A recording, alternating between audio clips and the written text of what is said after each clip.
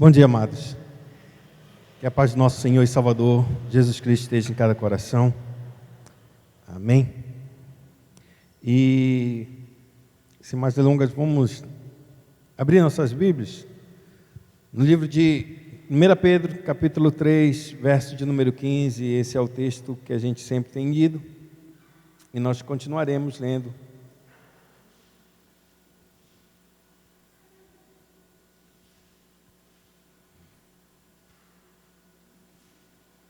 Primeira Pedro, capítulo de número 3, vamos ler o verso 15, vamos ler todo mundo junto.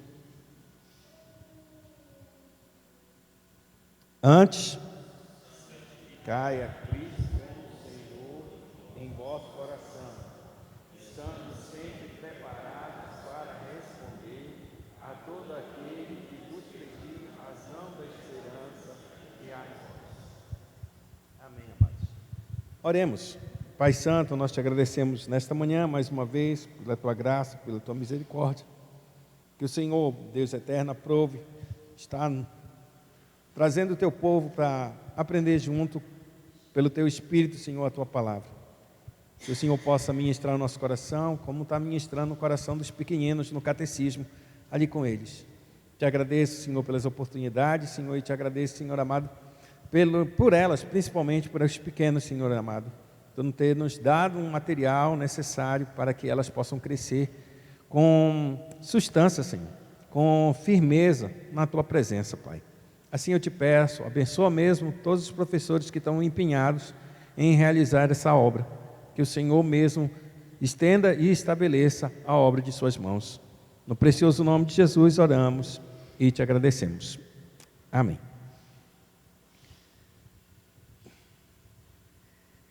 Vamos lá, pergunta de número 52 desse catecismo. Ele está fechando a parte da exaltação de Cristo. E uma vez, vou fazer uma pergunta para vocês. Parou na 50? Foi mesmo, foi? Oxe, avancei demais. Não, mas eu falei de sentada à destra de Deus. Mas tá bom, a gente lê, tranquilo. Mas mesmo assim a pergunta ainda é válida. Vocês sabem como se desenvolve todo esse processo?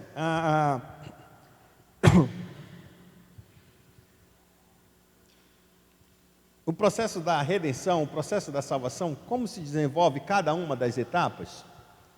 Você percebe que o catecismo ele está entrando em cada uma das etapas desse processo de salvação. E ele vai apontando para cada um dos entes, ou dos agentes, que a gente pode dizer, dentro da economia da Trindade, lembrando que Deus, Pai, Filho e Espírito Santo, eles três, um só Deus, ele atua em todas essas obras. Só que dentro da economia, que a gente chama teologicamente, dentro da economia da Trindade, cada um desempenha um papel diferente, ainda que todos os três desempenham a mesma função, as mesmas obras dentro do plano da redenção. Tipo, na economia da Trindade a gente tem claramente que o Pai é o Criador e o arquiteto de todas as coisas que vão acontecer. Certo até aí? Sim ou não? Beleza. Quando a gente entra em João capítulo 1, verso 1, ele diz: no princípio era, e o verbo era, verso 2, o que é que ele vai dizer? Tudo o que foi feito, teve que ter feito pelo verbo, correto? Então ele também está nas obras da criação. Está dando para entender? Então tudo que Deus vai fazer, Ele vai fazer os três, Deus, Pai, Filho e Espírito Santo, a mesma coisa. Só que dentro, para a nossa perspectiva, dentro da economia, que a gente fala, por que economia? Porque é a forma como Deus ele mais se manifesta dentro das Sagradas Escrituras. Ou seja, é mais visível a obra da criação da parte de Deus e seu planejamento do que o Filho. Ainda que a Bíblia esteja pontuando que o Filho também participou da criação. Da mesma forma o Espírito Santo. Só que quando a gente vai lendo as Sagradas Escrituras, a gente vê notadamente que Deus ele traz esse plano e traz essa criação. Mas todos estão envolvidos. Quando a gente olha para o Filho, ele vê o Filho executando essa obra. Mas a pergunta é, Deus também não executou essa obra? Porque ninguém poderia vir ao filho se o pai não o levasse. Se ele não leva, o filho não recebe nada. E a Bíblia diz que o filho só pode ter aquilo que ele recebeu do pai. Então, está vendo só? Todas as coisas vão acontecendo da mesma forma. Mas quando a gente olha para a cruz e vê o próprio desenvolvimento da obra do ministério de Cristo, a gente percebe que Cristo é aquele autor que faz a consumação dessa obra. Ou seja, o plano que Deus estabeleceu, o Pai, o Filho, concretiza essa obra. Mas isso não significa dizer que o Pai não estava nessa obra. Está dando para entender? É isso que eu quero sempre mostrar para vocês. Quando a Bíblia vai falar de Deus, e ela vai falar que Deus está agindo todas as coisas, em todas as coisas, em todos os eventos. Mas quando a Escritura ela vai mostrar para a gente vê mais, de forma mais específica, a pessoa do Pai, a pessoa do Filho e a pessoa do Espírito, fazendo obras específicas, assim, relatando de forma mais clara. Tipo, a gente não percebe Cristo agindo no meio da sua igreja, em Atos dos Apóstolos. Mas quem a gente vai perceber? O Espírito Santo. Mas Jesus não está lá? O Pai não está lá? Todo mundo está lá, mas a ênfase que se dá é o Espírito. E por que essa ênfase está sendo dada ao Espírito? Porque o próprio Jesus, ele falou que o Espírito viria para fazer o quê? Aplicar essa obra que ele mesmo executou. Então, eu quero mostrar uma coisa para vocês, que quando o catecismo ele começa a apontar, e a forma como ele vai fazer, ele vai apontando o Pai, depois ele vai apontando o Filho, e por final ele vai apontando o Espírito Santo, para que no final de todas as coisas a gente entre na igreja, para ele mostrar o que foi essa igreja formada e executada no plano de Deus. Por isso que eu estou dizendo aqui, quando eu fiz essa pergunta, qual é a descrição desse plano da redenção? Quais são as etapas? Quais são os entes envolvidos para a gente chegar aonde nós estamos hoje? É isso que eu queria que vocês tivessem isso na cabeça de vocês, assim, tivessem um entendimento claro, disse, olha, primeiro Deus criou, o homem pecou, queda. Aí vem quem?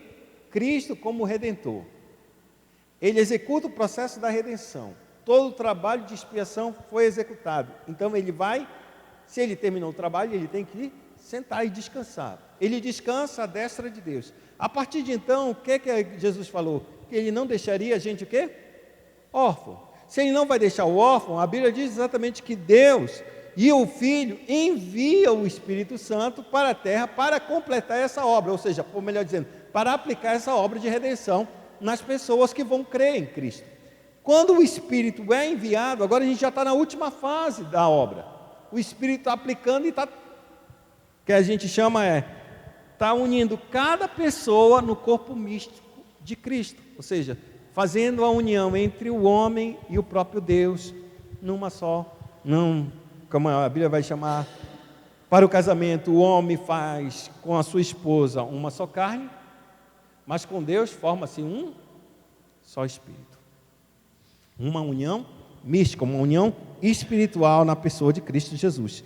E é esse Espírito que ele vai fazendo. O que o catecismo está terminando? Ele está terminando o processo de exaltação de Cristo e agora ele vai virar para o Espírito Santo. E como o Augusto falou que a gente está na pergunta? 50? 50. Então vamos lá para a pergunta. Tá bom. Na pergunta 50 ele diz, por que se acrescenta, está assentado à destra de Deus? A resposta, dentro do catecismo, como eu já falei, eu falei dessa vez passada, então eu vou perguntar para vocês aí, já que muitos estavam aqui no domingo passado. Vou começar pela Luzia, que estava aqui. Luzia, o que significa isso, estar assentado à destra de Deus?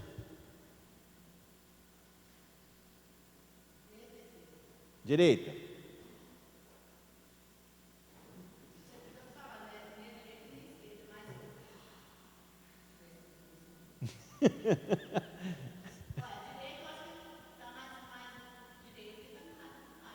Está mais grudado com o pai? Está do lado do pai, isso é verdade, ele está do lado do pai.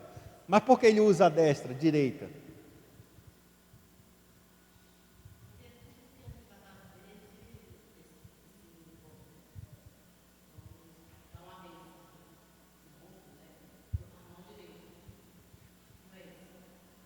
Isso tem real, isso é verdade. A gente usa a mão direita para abençoar. A mão esquerda é sempre para trazer juízo. Por isso que faz a inversão lá em Gênesis capítulo de número 50. Quando Jacó ele vai fazer essa mudança de mãos. E José ele disse, não faz isso não. Esse aqui é o primogênito, coloca a tua direita aqui nessa mão. Calma, o que eu faço, eu faço. Mas a direita é basicamente isso, é porque Cristo, ele é o executador dessa obra. É o único que Deus confia para executar o plano de salvação. O braço direito, exatamente, de Deus. Tá certo? Esse é o braço direito. A ideia seria exatamente aonde eu posso me apoiar. Ali, a minha mão me susteve. Ele é o braço de Cristo.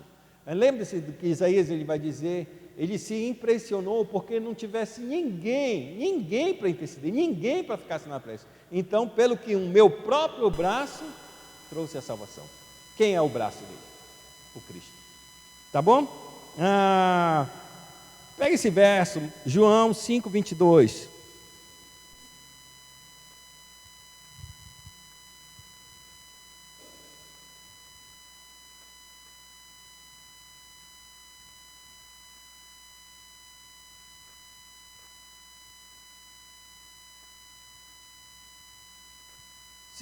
Ele diz: e o Pai a ninguém julga, mas ao Filho confiou todo o julgamento, a fim de que todos honrem o Filho do modo porque honram o Pai. Quem não honra o Filho, não honra o Pai que o enviou. Nesse verso ele diz claramente a respeito porque esse Cristo que está à direita de Deus, ele há de julgar todas as pessoas, porque o próprio Pai, ele determinou todo o julgamento sobre o Filho. Tudo que viesse a ser julgado nessa face da terra, viria pelo Filho. E esse é o processo, exatamente, a confiança maior que você tem, é ter uma pessoa que possa julgar livremente, sem ter nenhum tipo de erro, nenhum tipo de falha. E esse o Pai confiou no Filho, e daí ele se torna também o próprio cabeça da igreja, para que ele pudesse julgar todas as pessoas, todos. Nenhum passaria. Na pergunta 51 ele diz, que importância tem para nós essa glória de Cristo ser o nosso cabeça? Algumas coisas são importantes. Qual é a ideia de cabeça aqui?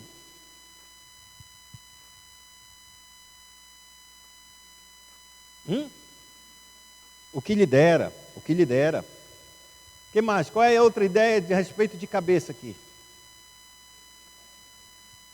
O que está em cima também, é verdade. Outra. Júlia.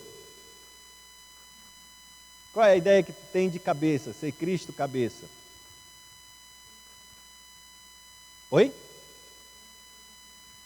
É o que pensa por nós, sim, é aquele que nos dirige. Nós temos a mente de Cristo, ele é o cabeça. Outra ideia a respeito dentro de cabeça. Inteligente?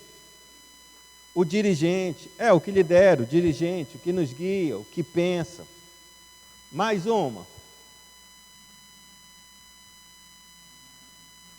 Oi? O que comanda, também está no dirige. Alguém mais?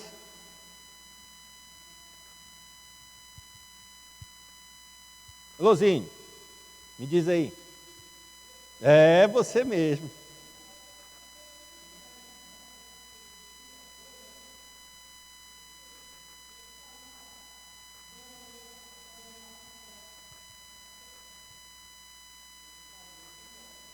Sem cabeça.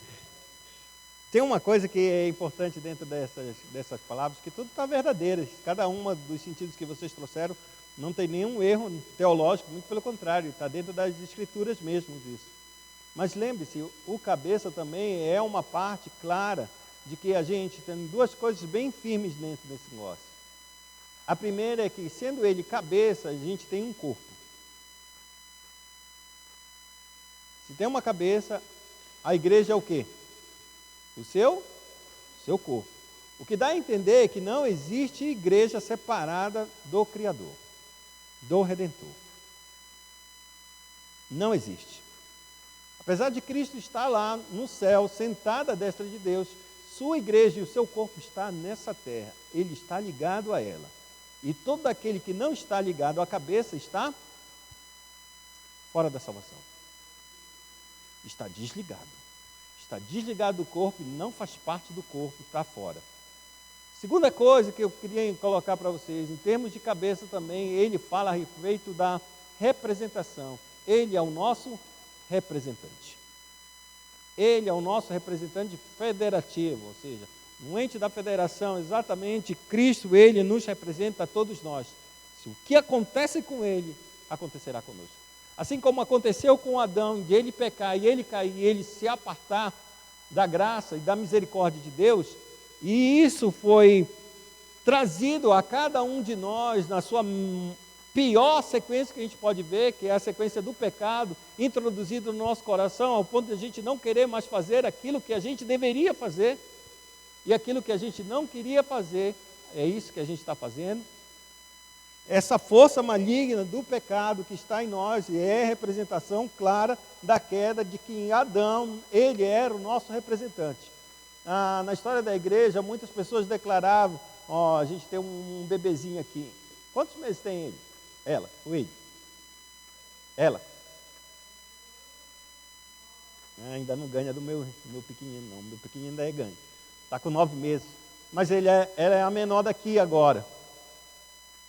A gente sabe, dentro da história da igreja, que muitas pessoas olhavam para uma criança, e ainda hoje olham para uma criança como essa, e dizem, que inocente. É ou não é? Tão fofinha.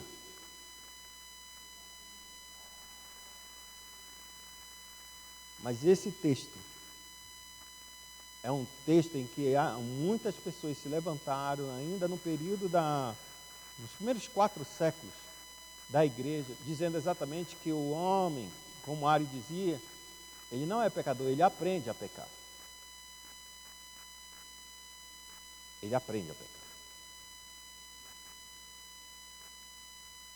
É por isso que quando a gente olha para uma criança dessa, a gente olha e pensa, diz, como Deus vai jogar uma criança dessa no inferno? Como? Você se constrange, não é não? Pensar numa criança de 1 ano sendo lançada no inferno? Constrange ou não, papai? Mamãe? Mas a nossa doutrina diz que Deus vai jogar. Se ela não é uma eleita, ela vai jogar. Ele vai jogar. Quando a gente olha para isso, a gente tem que ter um impacto muito claro a respeito de qual é a nossa convicção a respeito da salvação de Cristo. Se todos nós não merecemos a salvação, então todos nós deveremos ir para o inferno. Acabou. Se Deus, na sua misericórdia, Ele escolheu alguns para salvar, o que é que nós temos a ver com isso? Levantemos nossas mãos e agradecemos ao Senhor, porque Ele quis fazer assim. Me escolheu você. Espero que tenha escolhido também essa criança, seus pais. Escolhido minha filha, meu filho. O que eu estou querendo apontar é exatamente isso. Nós não podemos ter uma visão romântica do pecado, mesmo na sua eternidade. A idade, por mais pequena que seja, que ele não execute nenhum sonho, e agora ele já tem algumas vontades muito claras, mas ela sempre teve vontade, sempre teve vontade. Sempre. Ontem a gente estava conversando com quem? Deixa eu me lembrar, eu estou esquecendo muito das coisas. Ai, Deus do céu. Com quem eu estava falando mesmo? Foi com o Tito. Estava falando com o Tito. E eles falaram que o pai, quando o menino nasceu o primeiro, ele dormia o dia inteiro. Quando virava a noite, olha o olho. E não só ficava acordado, chorava a noite inteira. Pensa na mãe. Não tem quem aguente. O estresse é surreal, porque de manhã ela tem que ir trabalhar, ou tem que fazer alguma atividade, à noite aproveita para dormir. A vontade da criança. E quem para? Ninguém para. Ninguém parava. A gente já sofre com o nosso que não é assim nesse nível. Esse nível é top linha. Mas O que eu estou querendo colocar é que a nossa vontade já é estabelecida lá no início. Por quê? Porque nós temos um coração mau. Se a gente pudesse olhar para qualquer criança como Deus olha, a gente vai ver uma criança que odeia Deus, igual a gente, igualzinho. Mas essa palavra, as pessoas não estão preparadas para ouvir. Sabe por quê? Porque disseram que criança é inocente. E a Bíblia diz que ao culpado Deus não considera inocente. É nisso que a gente tem que se firmar. Ao culpado Deus não considera. E se a gente crê que nós, quando viemos a este mundo, já viemos pecadores, somos culpados.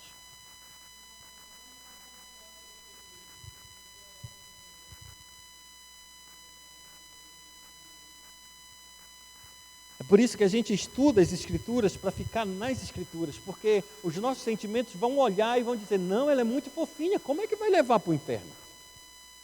Que mal fez essa criança? Não são perguntas sérias e lógicas? São sérias e lógicas porque a gente olha, ela é indefesa, se eu não der comida ela morre. Que mal pode fazer essa criança? Sim ou não? Mas aí a gente está raciocinando com a nossa mente e com o nosso coração. A gente se apartou das Escrituras. E quando a gente faz isso, no fundo a gente está dizendo, se Deus está levando essa criança para o inferno, Deus é o quê? Mal. Deus é injusto. Então o meu pensamento, a forma como eu julgo, é muito melhor do que Deus. Eu sou justo e Deus é injusto. Se vocês querem olhar da perspectiva mais séria a respeito disso, é quando Deus ele vai tratar com Jó.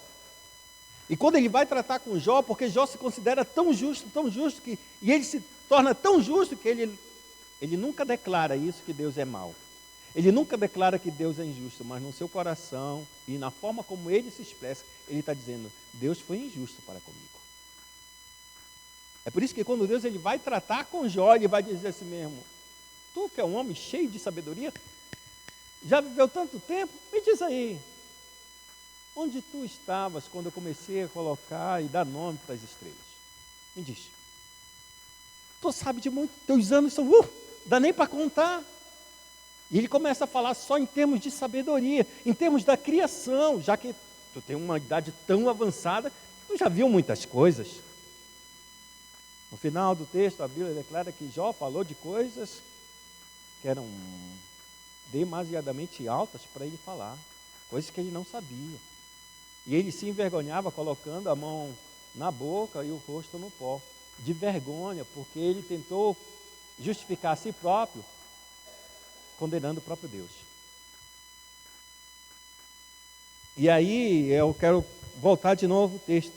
É por isso que a gente tem que andar com as Escrituras, porque o nosso coração vai voltar para olhar e vai pensar de si, não, ele é bonzinho. Não, ele é fofinho. E a gente, mesmo dentro da igreja, vai continuar pensando como o mundo. Não vai pensar como nas Escrituras. Aí, nesse sentido, a gente caminha junto com o mundo dizendo que Deus é mau. Ou Deus não é bom o suficiente, poderoso o suficiente para reverter e parar esse mal neste mundo. Ou Deus abandonou este mundo. É por isso que a gente precisa entender e olhar as Escrituras com muita seriedade. Quando a gente pensar e passar por situações difíceis, a gente tem que olhar claramente as Escrituras. Porque ela será o nosso fundamento para declarar que Deus é bom. E a sua graça, ela é muito poderosa sobre as nossas vidas. Muito poderosa. As respostas do Cristo ser nosso cabeça, diz, primeiro, por seu Santo Espírito, ele derrama sobre nós, seus membros, os dons celestiais. Abre sua Bíblia em Efésios, capítulo de número 4, versículo 8.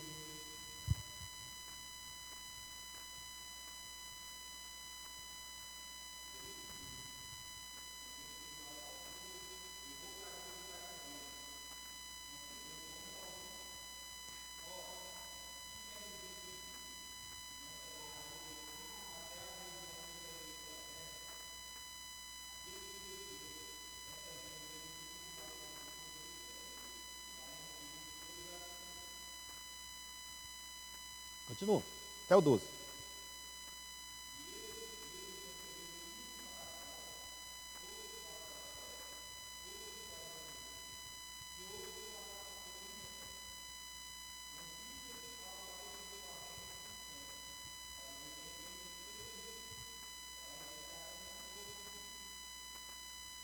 Faz o 13 e a gente para por aqui. 14.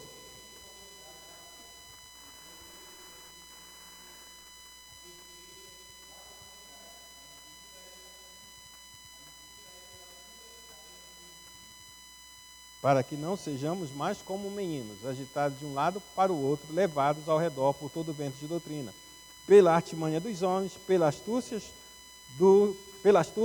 com que induzem ao erro.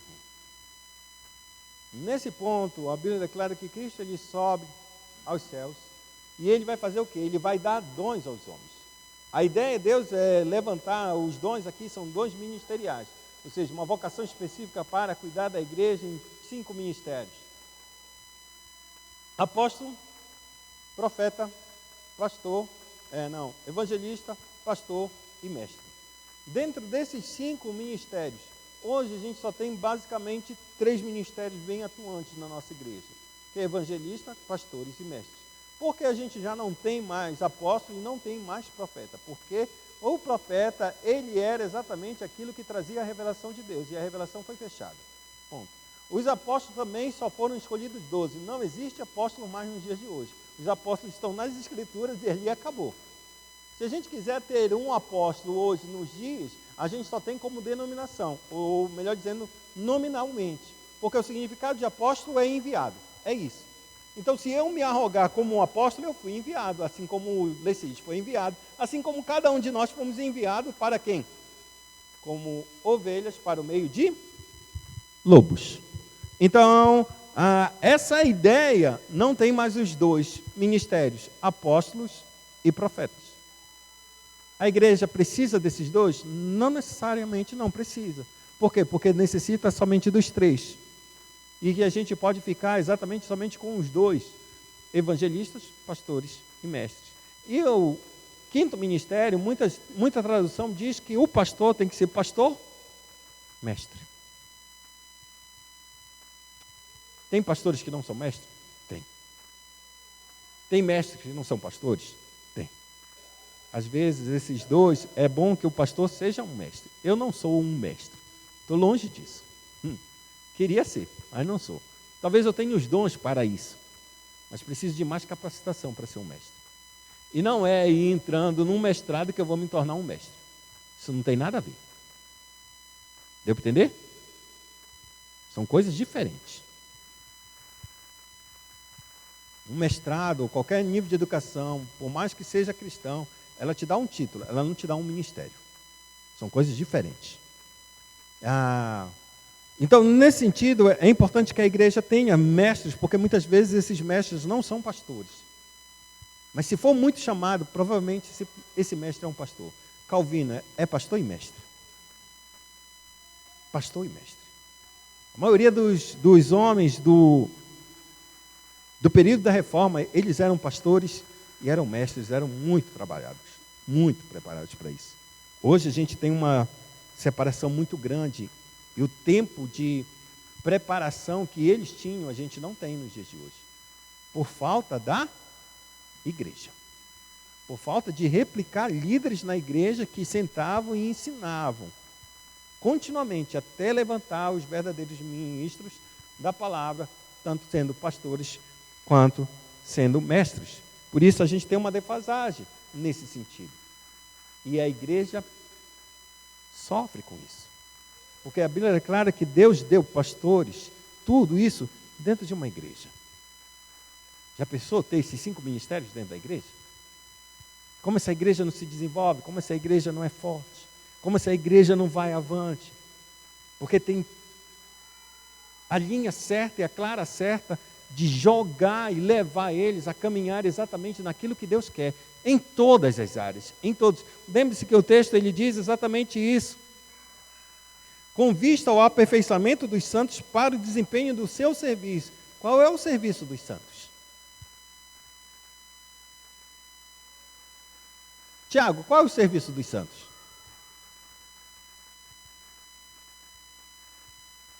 Como é seu nome? É, mamãe? É você, mamãe. É, mamãe. Carol. Qual é o serviço dos santos, Carol?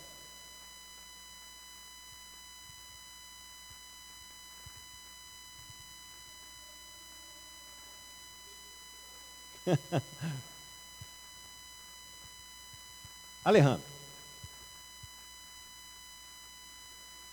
Servir a Deus? Qual é o serviço? Qual é o serviço?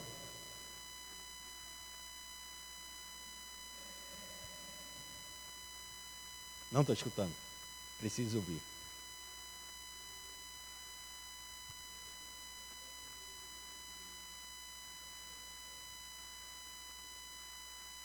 Seria isso?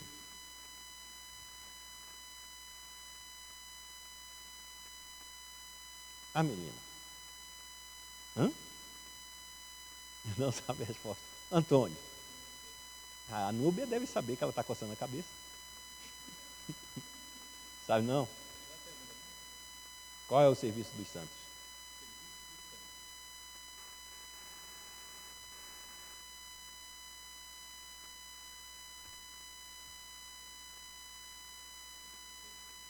Obedecer a Deus. Esse é o serviço? Papai, qual é o seu nome?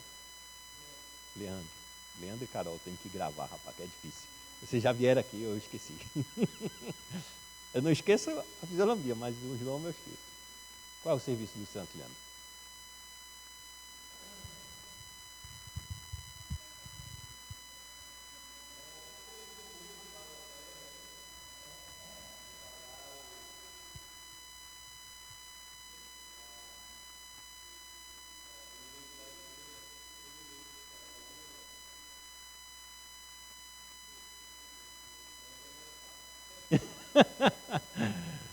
Sendo santo é mais fácil.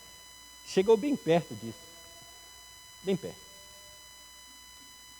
Nós, como pastores, ou qualquer um que for levantado para Deus para pregar sua palavra, a ideia é bem clara.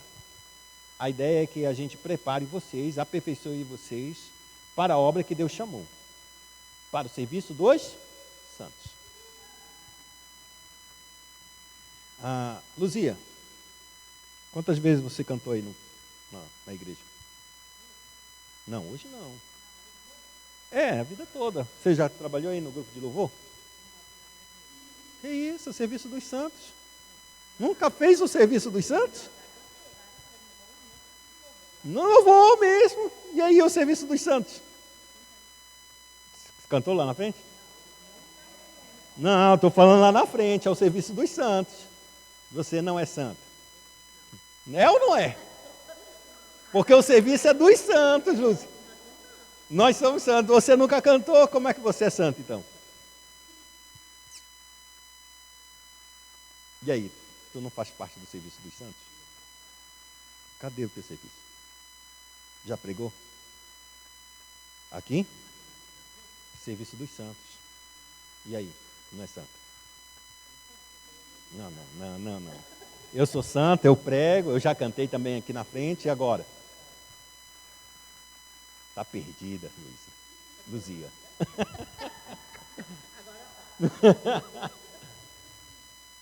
O que eu estou fazendo com ela? Ela está ficando quase morfina aqui, triste já o coração dela. Porque a ideia nossa, que muitas vezes na igreja seriam esses serviços. O apóstolo Paulo não está trabalhando com isso. Deus não chamou vocês para cantarem lá na frente, ou para pregarem na frente. Quem faz isso é o Cristo, e Ele separa aqueles que Ele vai querer para fazer isso. E a pessoa, se todo mundo viesse cantar, cadê o espaço para alguém fazer alguma coisa? Cadê as ovelhas para ouvir os pastores? Só tem pastor. É isso que o apóstolo Paulo vai dizer assim mesmo. Se todo mundo for olho, cadê a mão? Se todo mundo for mão, cadê o pé? Se todo mundo for orelha, cadê a boca?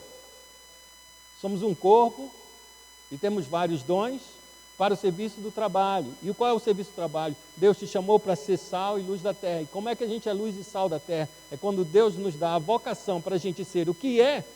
Sou motorista, tu és motorista. Tem um motorista de trator aqui, que de vez em quando ele passa na frente de casa. Vocação que Deus deu. Dá. Essas são as vocações que Deus dá. E essas vocações, uma vez que eu trabalho com princípios, é por isso que a gente pode dizer que a menina, quando ela faz o serviço dela de enfermeira, é um santo.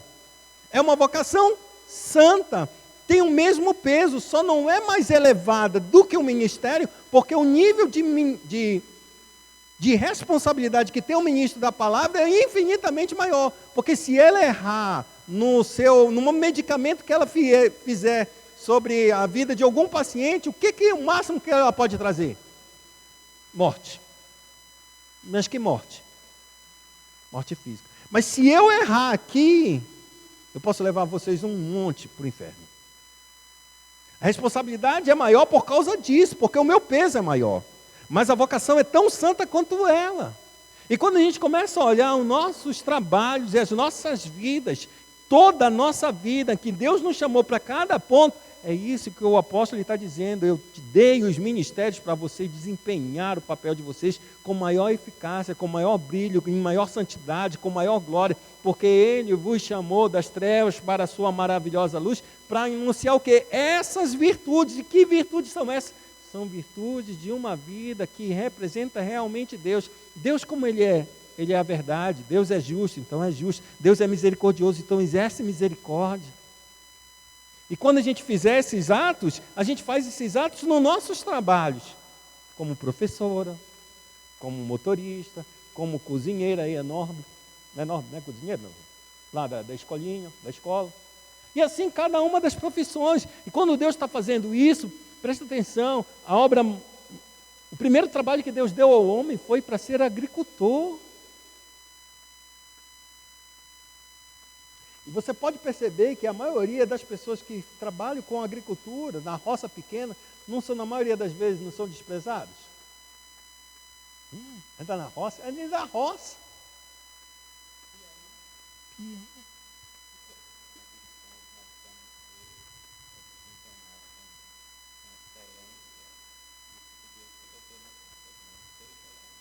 Seja lá onde for e o que for. Tudo que Deus dá para a gente, amados. Esse mundo vai olhar com olhos errados. Ele vai olhar para um agricultor e vai dizer, ixi, peão, não presta para nada. Tosco. Mas foi o primeiro trabalho que Deus deu ao homem. A Bíblia declara que ele se chama o agricultor. Meu pai é o quê? E eu sou o quê? A videira. Vocês são o quê? As varas que estão nessa videira. Os ramos.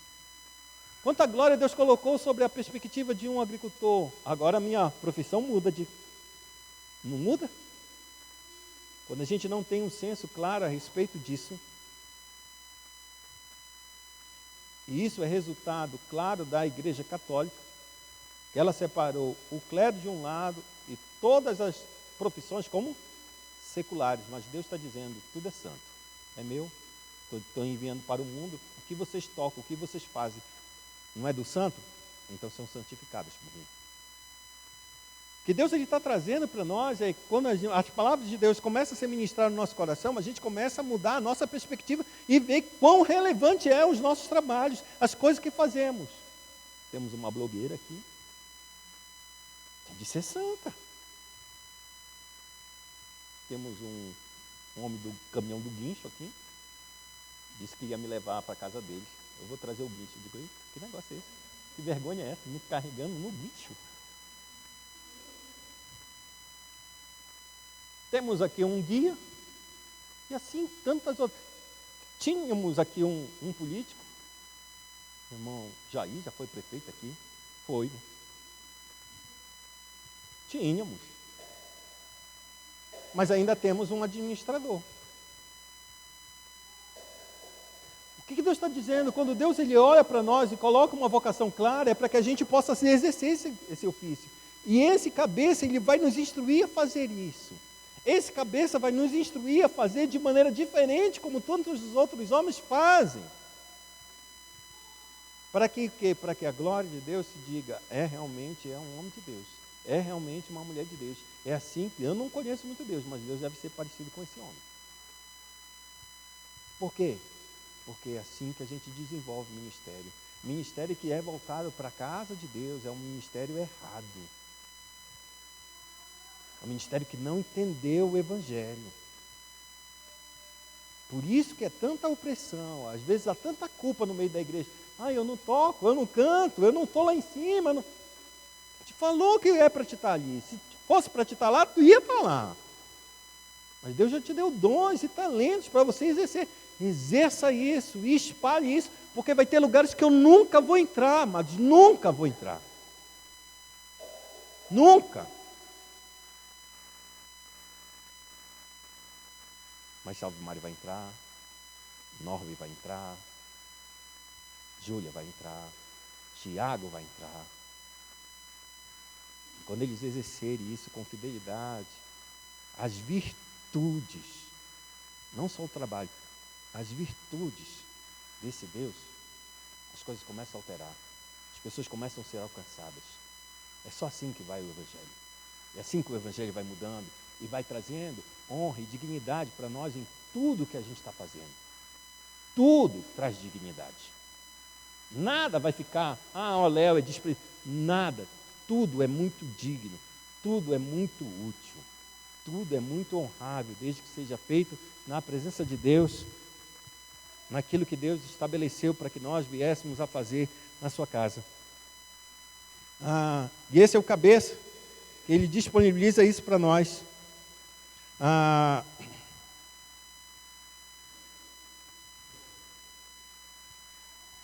Ele defende e protege por seu poder contra todos os inimigos. E pergunta 52, ele diz: que consolo traz a você a volta de Cristo para julgar os vivos e os mortos? A resposta do catecismo é que, em toda matéria e perseguição, espero, de cabeça erguida, o juiz que vem do céu, a saber, o Cristo que antes se apresentou em meu lugar ao tribunal de Deus e tirou de mim toda a maldição. A ideia clara é exatamente isso, que quando Cristo ele vence, ele se colocou exatamente como juiz, e como juiz ele vai voltar para declarar exatamente o fim de todo mal. E o fim de todo mal parte para um juízo, uma decretação clara da sentença condenatória que está sobre todas as coisas que estão erradas neste mundo. Para que então toda a justiça se manifeste. A nossa esperança está exatamente essa. Ele venceu, ele vai voltar. Ele vai voltar para julgar e acabar com tudo. Pode falar, senhor.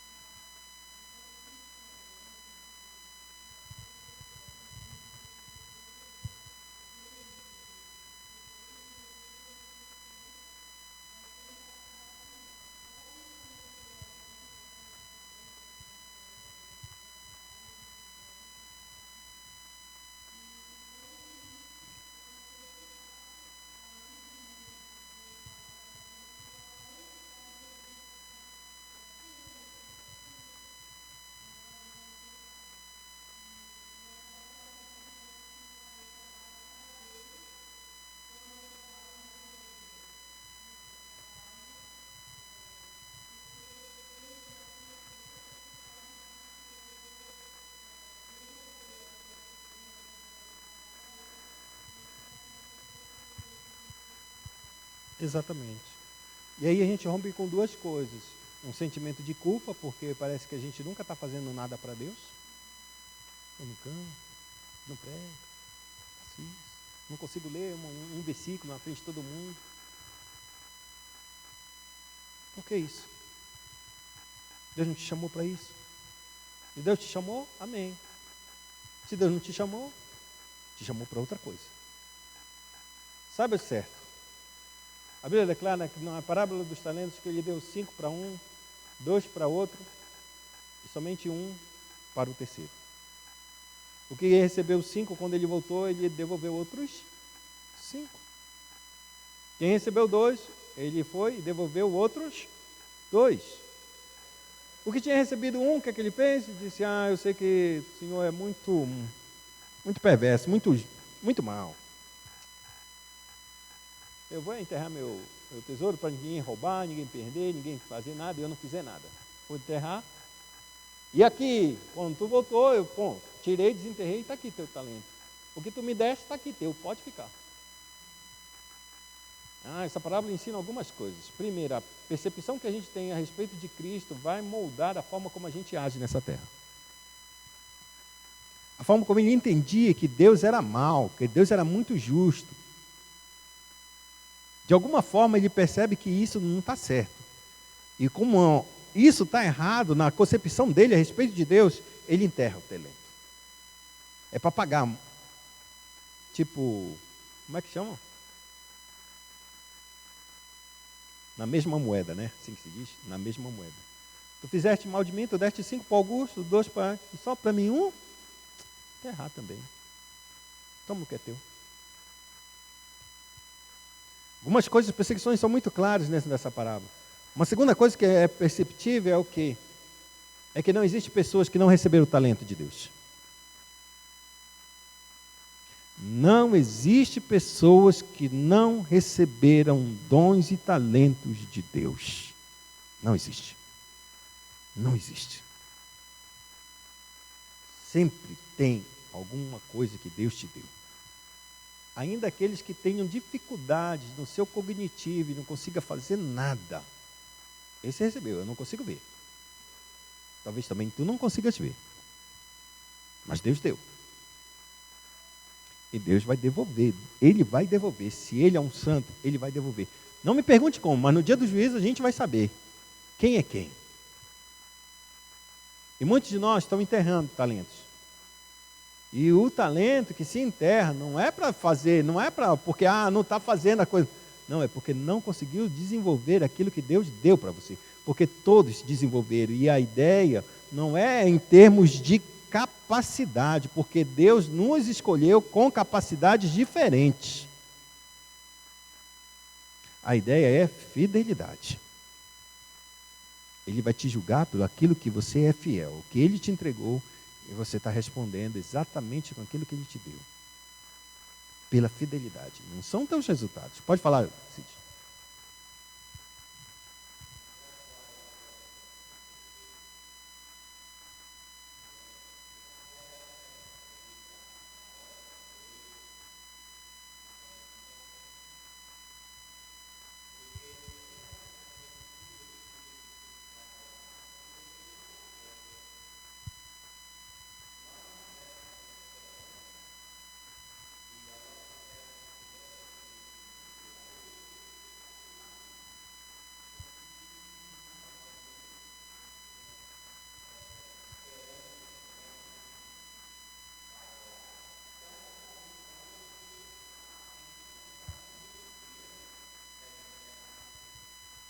E não somente isso, essa convicção da nossa vida diária de que Cristo vai voltar, essa consciência clara, impede da gente fazer as coisas erradas. Impede, amados. Ter a consciência clara. Eu gosto muito de usar essa analogia do casamento, porque ele é bem patente. Se a nossa esposa ou o nosso cônjuge estivesse conosco todo o tempo, será que a gente fazia exatamente o que a gente está fazendo? Ou se o nosso filho estivesse todo o tempo com a gente, será que a gente continuava fazendo da mesma forma como estava fazendo? Agora, se o nosso filho não está e o nosso cônjuge também não está, e a gente faria diferente se eles estivessem, a gente está honrando mais os homens do que a Deus, porque Deus está todos os dias conosco. Porque a consciência de sua presença muitas vezes foge de nós. E por que foge? Porque a gente olha para este mundo e vê as coisas desse mundo, as tribulações desse mundo, as vantagens desse mundo, os prazeres desse mundo, as dificuldades. A gente olha para este mundo e perde a perspectiva da consciência clara de que Deus está com a gente todos os dias. E quando a gente perde isso, a grande probabilidade de a gente meter os pés pelas mãos, de fazer coisa errada, porque a gente perdeu a consciência. Deus não está vendo. É mais ou menos isso que o nosso coração está dizendo. Deus não está vendo. Deus não vai julgar. Deus vai tolerar. E não é assim. Ele está sempre vendo e Ele está conosco para nos ajudar e nos socorrer. Então, a ideia clara não é somente que Cristo vai voltar, Ele vai julgar. E o julgamento dele é preciso e verdadeiro, porque Ele está em todos os lugares. Existe uma coisa na teologia que é bem clara, e eu gostei muito de ouvir isso. Deus tem pecados que ninguém vai ver. Ninguém vai ver. Ninguém. É por isso que existem alguns crimes que são chamados os crimes perfeitos. Não tem vestígio, não tem nada. Ficou perdido. Ninguém sabe, ninguém ouviu, ninguém... Só a pessoa que cometeu e acabou. Mas Deus está lá. O Deus que viu Caim matar seu irmão, ninguém viu. Deus estava lá. A onipresença de Deus é garantia de que Ele é testemunha contra nós. A sua onipresença de que Ele sempre esteve lá é a testemunha ocular e totalmente verídica de que Ele estava lá e é Ele que vai julgar cada um de nós. Se não houver mais ninguém para testemunhar, pode apontar para qualquer um aí. Ninguém viu. Eu estava do teu lado. Eu vi. E eu vou te julgar pelo que eu vi, ouvi. Só que isso, para alguns, para a igreja, tem de haver temor. Tem que haver medo. Tem de haver medo. Mas, ao mesmo tempo, para a igreja, mais do que temor e medo, é a esperança de que Cristo, Ele nos salvou da condenação de sua ira. Existe uma perspectiva de medo na presença do Senhor, porque é necessário que tenhamos, porque Ele é o juiz. Mas mais ainda, essa presença tem que ser graciosa para nós, no sentido de que ela nos leva à esperança de que o mal está neste mundo e Deus vai acabar com esse mal. Nossa perspectiva não é somente Cristo voltar e nos levar, é que Cristo vai acabar com todo o mal e a todas as coisas ruins. E tudo que está escondido, que está nas trevas.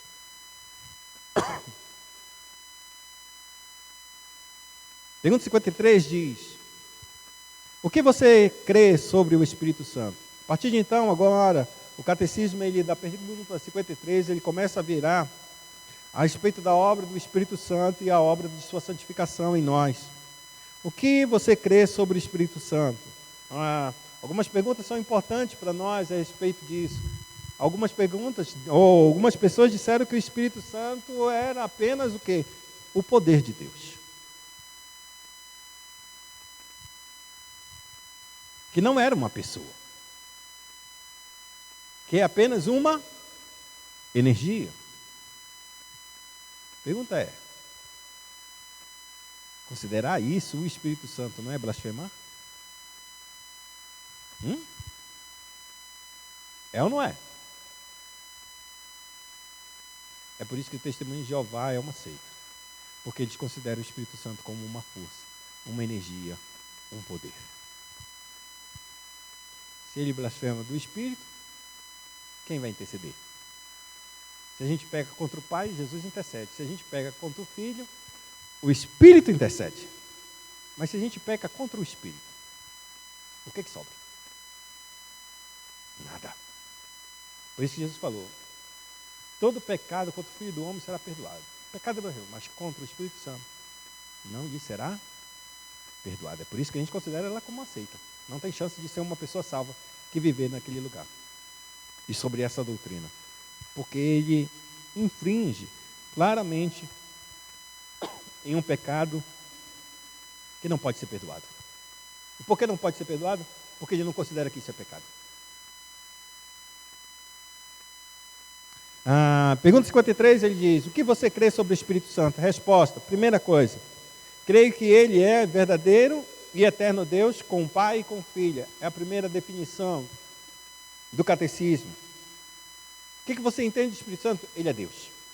Da mesma forma que o Filho é Deus, da mesma forma que o Pai é Deus, ele também é Deus. Abra a sua Bíblia, 1 Coríntios, capítulo de número 5, verso... 1 Coríntios não, Atos, capítulo 5, verso 3 e 4.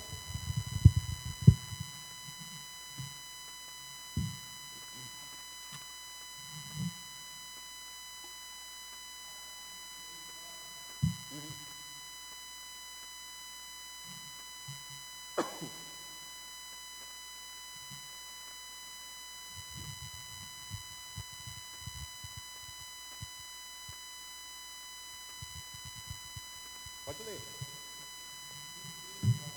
Aham.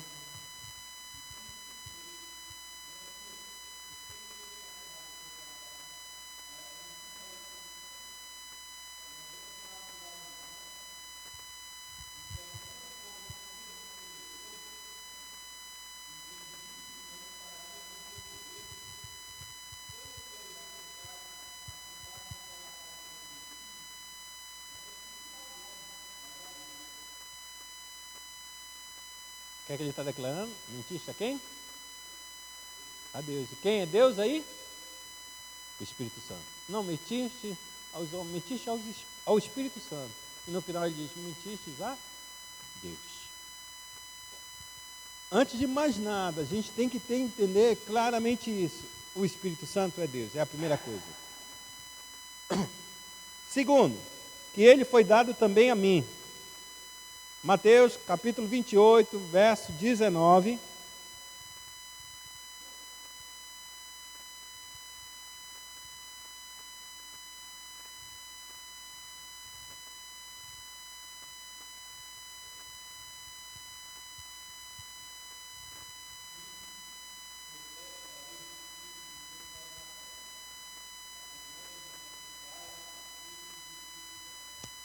Ele está dando o selo do batismo, certo? A forma como deve ser ordenado, batizado no nome do Pai, do Filho e do Espírito Santo. Porque você é batizado agora no nome do Pai, porque você pertence ao Pai. Ao Filho, pertence ao Pai por criação. Ao Filho, porque agora é por redenção. Ele te resgatou. E terceiro, ao Espírito Santo, porque ele aplicou essa obra, trazendo santificação na tua vida. Pai, ao Filho e Espírito Santo. Aí ele diz ainda mais. Pega 2 Coríntios, capítulo 1, verso 21 e 22. Quem achou, pode ler.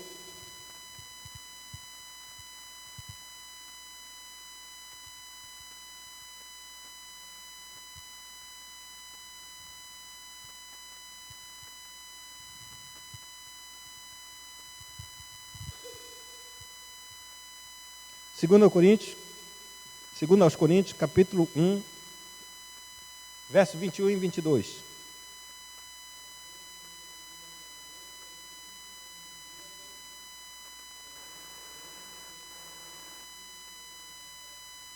Ele selou e deu o penhor, ou seja, algo penhorado, ou seja, Deus colocou o seu Espírito como um penhor de que ele viria e pegaria o que era seu. E o que era seu? Nossas vidas. Em Gálatas capítulo número 4, verso de número 14, diz assim, Gálatas capítulo 3, verso 14 diz: para que a bênção de Abraão chegasse aos gentios em Jesus Cristo, a fim de que recebêssemos pela fé o Espírito prometido. E ele termina dizendo assim mesmo: por uma verdadeira fé, ele me torna participante de Cristo e de todos os seus benefícios. Ele me fortalece e fica comigo para sempre. Essas três junções fazem exatamente a obra de Cristo, a obra do Espírito Santo na nossa vida, para que nós pudéssemos ser exatamente participantes da obra do Redentor, ou seja, participantes da sua natureza, do seu caráter. E assim a gente encerra essa primeira parte, deixando a pergunta 54 em diante, que vai entrar o processo da Santa Igreja de Deus, ainda dentro da obra do próprio Espírito Santo. Pergunta 54, aí nós temos um que é fiel, ele sabe exatamente onde para. Eu nem sei onde para, mas tá bom. Pergunta 54, vamos orar a Deus. Soberano Deus e Pai Celestial, te agradecemos nesta manhã pelo teu cuidado, te agradecemos, Senhor Deus eterno, porque tu nos salvaste, porque tu nos redimiste, porque tu hás de voltar, Senhor, porque tu não fizeste com que cada ministro teu, em cada um dos 5 ministérios, para abençoar a tua igreja, aperfeiçoando naquilo que tu chamaste para fazer, seja para trabalhar dentro da tua casa ou fora da tua casa, e mais precisamente, fora, Senhor, naquilo que eles servem, com as suas vocações, com os seus dons, com os seus talentos, seja como motorista, seja como enfermeiro, como médico, como advogado, como, Senhor amado, um jardineiro, como um agricultor, como um pescador, como aquele que trabalha num escritório ou em qualquer outro lugar, Senhor.